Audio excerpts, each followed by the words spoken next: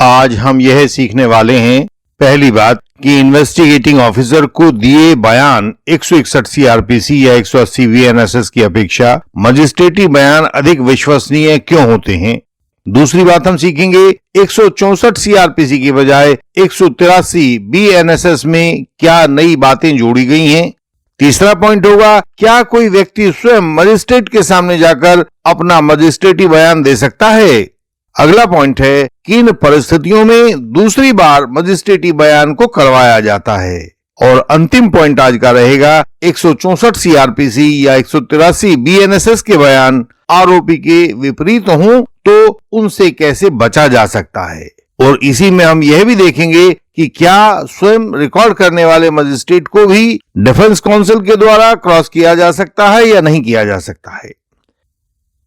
सामान्य रूप से देखें तो इन्वेस्टिगेटिंग ऑफिसर का काम इन्वेस्टिगेशन करना होता है और जुडिशियल मजिस्ट्रेट का काम कोर्ट में बैठकर न्याय करना होता है। लेकिन पुराने सीआरपीसी और नए बीएनएसएस दोनों में ही एक आध मामलों में जुडिशियल मजिस्ट्रेट को भी इन्वेस्टिगेशन का हिस्सा बना दिया गया है। सीआरपीसी और बीएनएसएस दोनों में ही कन्फेशन और स्टेटमेंट को मजिस्ट्रेट के सामने रिकॉर्ड करवाया जाता है। 164 सीआरपीसी के बजाय 183 बीएनएसएस में कुछ नई बातें भी जोड़ी गई हैं जो महिला अपराधों को लेकर है और उन पर आज हम कुछ चर्चा भी करेंगे।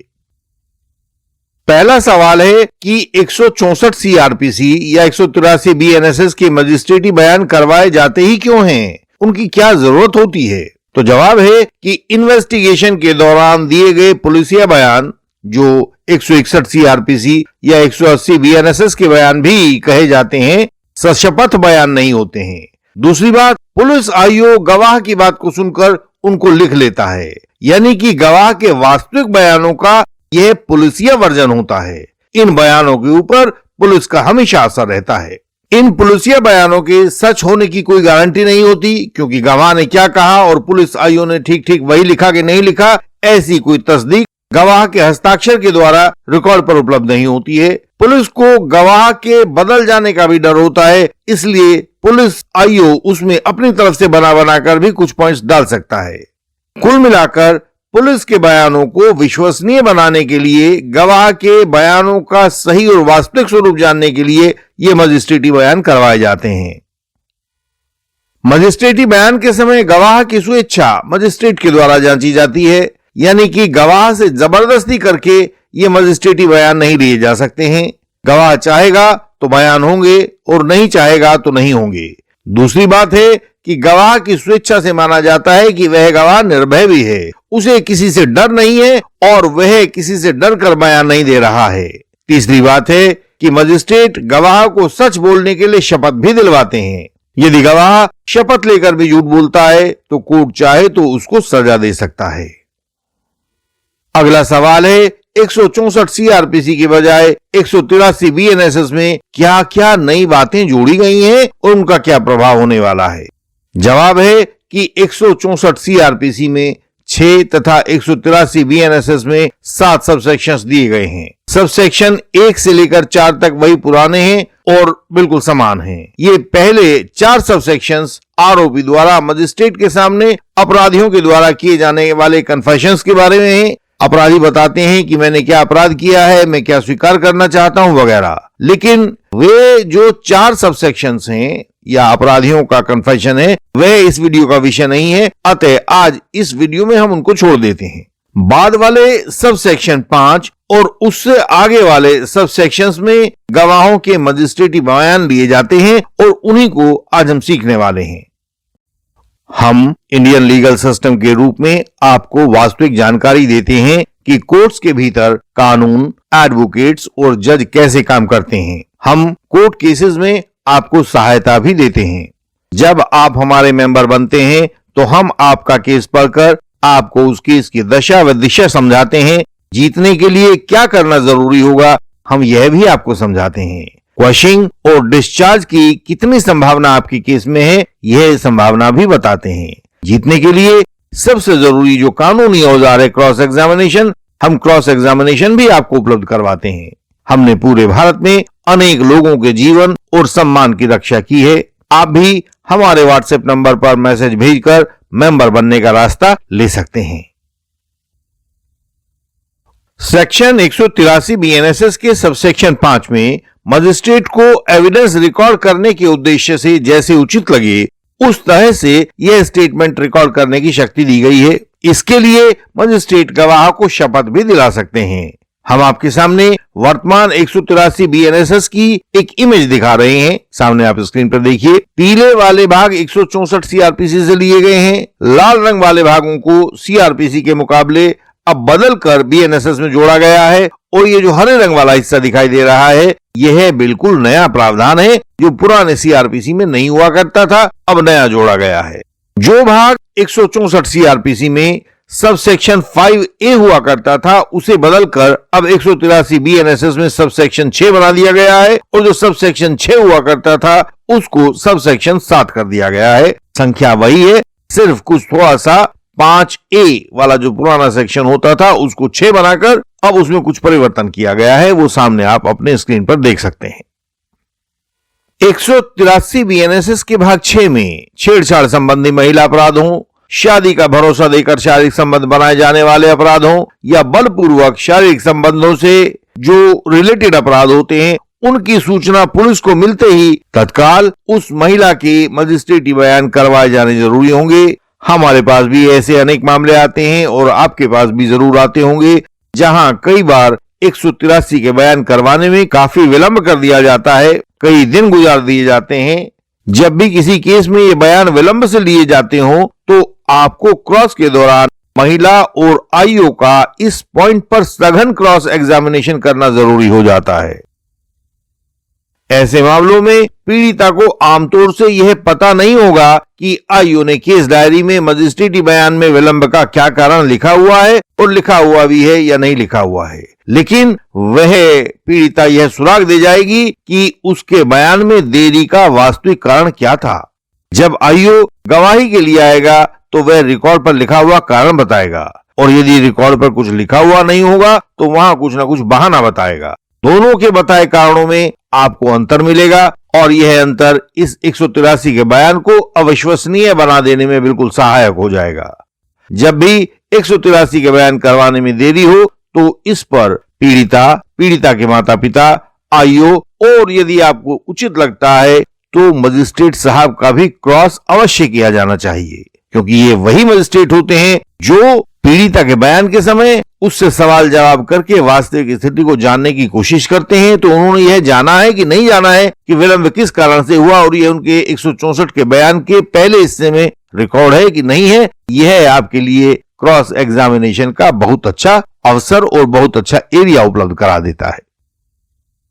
183 बीएनएसएस में पीड़िता का मजिस्ट्रेटी बयान केवल महिला मजिस्ट्रेट द्वारा लिया जा सकेगा, यह नया प्रावधान है। यदि महिला मजिस्ट्रेट वहां पर उपलब्ध नहीं है तो किसी भी महिला की उपस्थिति में पुरुष मजिस्ट्रेट द्वारा लिया जा सकेगा। यह भी नया कानून है कि 10 साल, आजीवन कारावास या मृत्युदंड के आरोपों वाले केस में मजिस्ट्रेटी बयान करवाना अब कानूनी अनिवार्यता बन गई है, वहां पर होने ही है।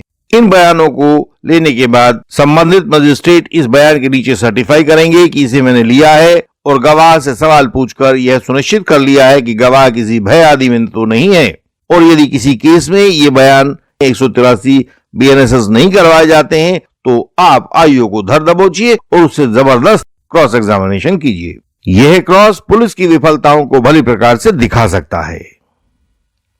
यदि कोई पीड़िता शारीरिक रूप से अक्षम हो जाती है तो वह मजिस्ट्रेटी बयान उसके कोर्ट बयान का काम भी करता है। डिफेंस को इसी मजिस्ट्रेटी बयान के आधार पर पीड़िता को क्रॉस करना होगा। इस बयान को रिकॉर्ड करने के बाद बयान लेने वाले मजिस्ट्रेट इस बयान को सीलबंद करके उस कोर्ट में भेज देंगे जहां पर यह ट्रायल चलने वाला होगा।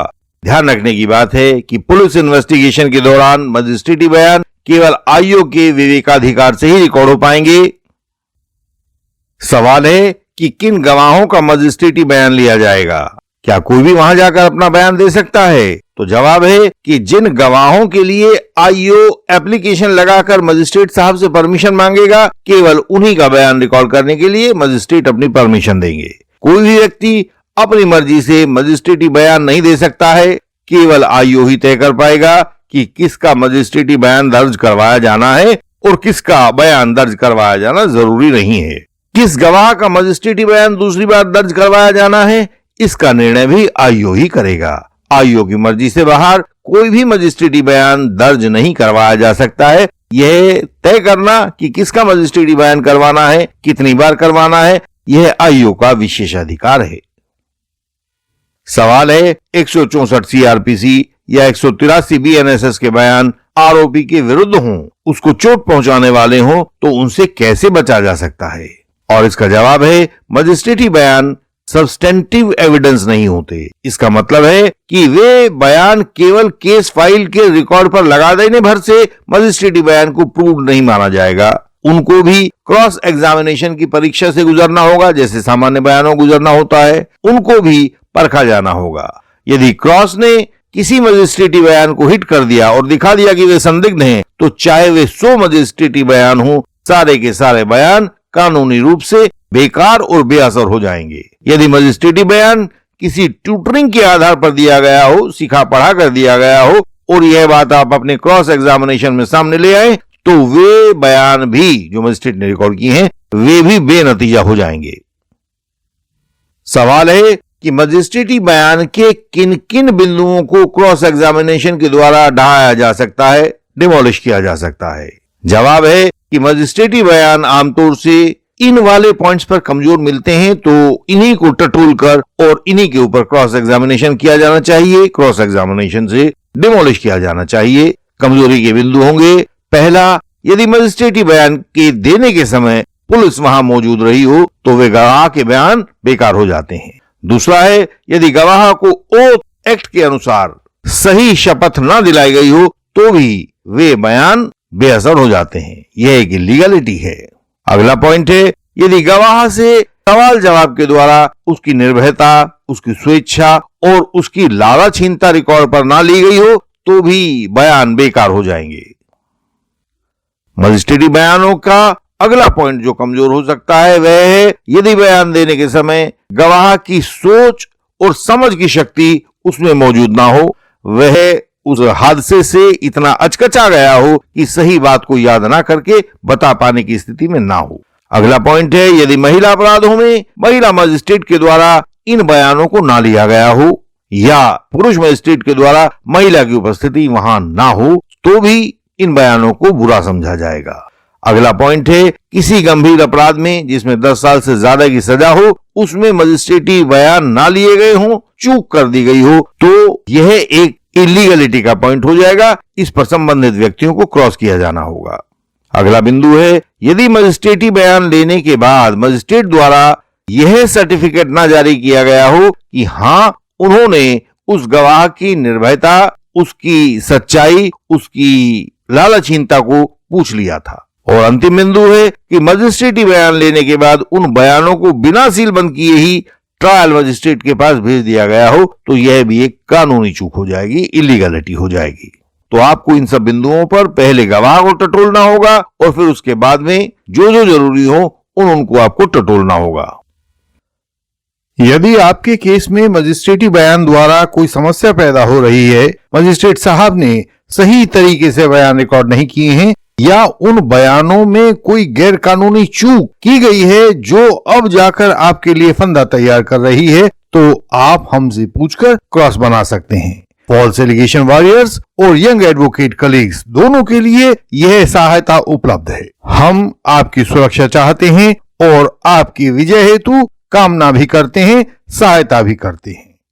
हमारा ध्येय है कि किसी पर झूठा आरोप ना लगे तो हम उसको बचा पाएं। इसलिए हम अपने हर मेंबर को हर मुमकिन कानूनी सहायता देते हैं, उसका क्रॉस एग्जामिनेशन तैयार करते हैं, इंटेंसिव कंसल्टेशन देते हैं, 138 NI एक्ट की बात को समझाते हैं। सिविल हो या क्रिमिनल हो, हर केस में हम आपकी मदद करते हैं। आप भी हमारे व्हाट्सएप नंबर पर हमें मैसेज भेजकर मेंबर बनने का तरीका जान सकते हैं। अपने केस के विजेता बनने के लिए, बेहतरीन एडवोकेट बनने के लिए आप इंडियन लीगल सिस्टम की सहायता ले सकते हैं। हमारी वेबसाइट पर सारी जानकारी आपको अपनी सरल भाषा में प्राप्त होगी। आप वेबसाइट को देखें और अध्ययन करें।